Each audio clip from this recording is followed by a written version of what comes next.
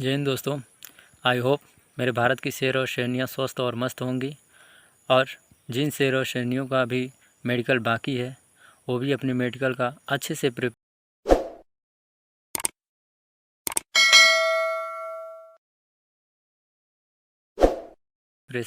कर रही होंगी। और जो हमारी भारत की शेर और शेरनियाँ एसएससी जीडी के मेडिकल को क्लियर कर लिए हैं, उन लोगों को कुछ बातों का ध्यान देना है, नहीं तो आप लोग ज्वाइनिंग से भी वापस घर लौट आओगे।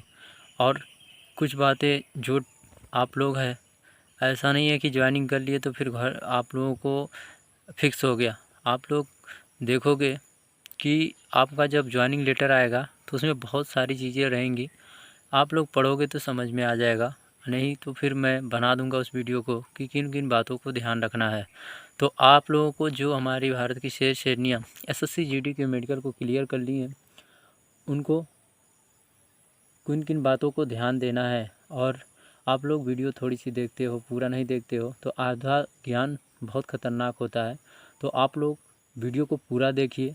इसीलिए हम जो वीडियो बनाते हैं छोटा बनाते हैं, इंफॉर्मेटिव बनाते हैं, जिससे आप लोगों को पूरी जानकारी मिल सके, जो आने वाले समय में गलती ना करो, जिससे आप लोगों को बाहर नहीं ऐसा ना हो कि बाहर निकलना पड़े।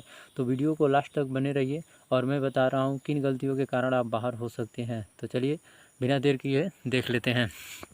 पहली बात, जिन हमारे साथियों के ऊपर केस है, कोई भी केस हो, छोटा बड़ा कोई भी केस हो, तो आप कोशिश करो उसको सुलह करवाने की। सबसे फर्स्ट काम ये है, आपका एसएससी जीडी में मेडिकल क्लियर हो गया तो सबसे पहला काम ये कर लो कि आपको ऊपर कोई भी केस है तो आप लोग यहाँ से तो चले जाओगे, फिर वहाँ ट्रेनिंग सेंटर में वहाँ से दिक्कत होगी, क्योंकि वहाँ से फिर पुलिस वेरिफिकेशन के लिए घर पे आता है और यहाँ से वेरिफिकेशन जाता है। अगर वो फिर से आपका जो जिसने केस किया है और वो चाहे कि आपको जो मतलब आपको सर्विस से बाहर निकलवाना, तो वो बार बार उस केस को फिर से जाके थाने में रिपोर्ट करेगा। तो आप लोगों का सही जो वेरिफिकेशन आएगा तो आपको यहाँ से वहाँ फिर चला जाएगा कि इसने ये कांड किया है जिसकी वजह से बार बार इसके विपक्ष वाले ने केस कर रहा है, तो फिर आपको दिक्कत हो सकती है। तो इन बातों को ध्यान रखना है। सबसे पहले किसी भी प्रकार का कोई भी लफड़ा किए हैं तो सुलह करवा लो, चाहे पैसे दे के चाहे किसी तरह से, नहीं तो बहुत दिक्कत हो सकती हैं। तो पहला पॉइंट ये है। दूसरा पॉइंट, आप लोगों को जो हमारे साथी एसएससी जीडी के मेडिकल को क्लियर कर लिए हैं, वो ध्यान रखना है कि आप लोगों को किसी भी प्रकार की बाइक तेज़ नहीं चलाना है, किसी भी आप कहीं भी रिलेशन में ज़्यादा दिन तक नहीं रहना है, और किसी भी चीज़ फालतू चीज़ों में नहीं पड़ना है, जिससे कि आपके भविष्य को बनते बनते आपकी सपना पूरे होते होते आपकी जो वर्दी की चाहत थी वो मिलते मिलते वो छूट जाए। तो मेरे भारत की शेर और शेरनियों, मैं आपसे विनम्र निवेदन करता हूँ कि इन चीज़ों को आप लोग इग्नोर कीजिएगा, जिससे आप लोगों का भविष्य ख़राब ना हो। तो ये 2 पॉइंट हो गए। तीसरा पॉइंट ये है कि आप लोग सभी लोग सुबह या शाम जिस टाइम मिलता है अपने घर के पास रनिंग, जिस तरह आपने फिजिकल में रनिंग किया उसी तरह हल्का फुल्का रनिंग किया करो। नहीं तो आप लोगों को ट्रेनिंग में इतनी दिक्कत होगी कि आप लोगों की हालत बेकार हो सकती है, और जिसकी वजह से आप रेलीगेट हो सकते हो। तो थोड़ी थोड़ी करते रहोगे तो आपको आने वाले जो ट्रेनिंग, अब जब ज्वाइनिंग कर लोगे तो जो ट्रेनिंग आएगा तो ज़्यादा हार्ड नहीं लगेगा।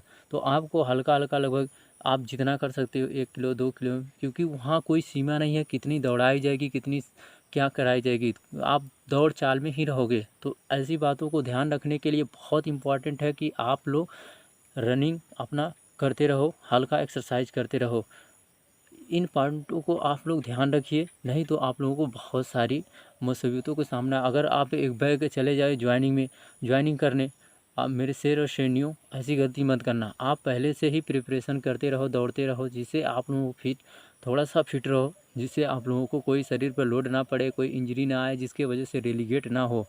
ठीक है। और मेडिकल के बारे में कुछ हमारे शेर और शेरनियों पूछ रही थी, सर अगर ट्रेनिंग के दौरान कोई दिक्कत हो जाती है तो कैसे क्या होता है। तो मेडिकल फैसिलिटी आप जिस दिन से अंदर गेट में एंट्री कर जाओगे, जिस दिन ट्रेनिंग में घुस जाओगे, सारी खर्चा सारी चीज़ें सरकार देखेंगी। मेडिकल होता है मेडिकल सुविधाएं सारी होती हैं, तो उसका टेंशन नहीं लेना है। आपको फिजिकली सही होना है और अपने स्वास्थ्य को बना के रखना है। कहीं भी फालतू चीज़ों में नहीं इन्वॉल्व होना है जिससे कि आपको दिक्कत हो। तो सबसे बड़ी बात है कि आप अपने ऊपर जो भी केस है किसी प्रकार का, वो सॉल्व करवा लो, किसी वकील से बात करवा के किसी भी प्रकार से, और अपने डॉक्यूमेंट को सही सहेज के लगभग 10 कॉपी उसकी फ़ोटोकॉपी करवा लो।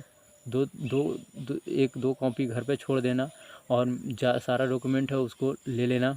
और इन बातों को ध्यान रखना, मैं बारी बारी सारी वीडियो बना दूंगा जिससे आप लोगों को सारे डाउट्स क्लियर हो जाएंगे। सबसे बड़ा है केस को ध्यान रखना है। फिजिकल, ये आपको ट्रेनिंग में इंजरी और रिजेक्ट किया जा सकता है, और केस से आपको बाहर निकाला जा सकता है। तो इन बातों को ध्यान रखना, छोटी छोटी बातें हैं, अगर ये पहले से सुधार कर लोगे आपको कोई दिक्कत नहीं होगा।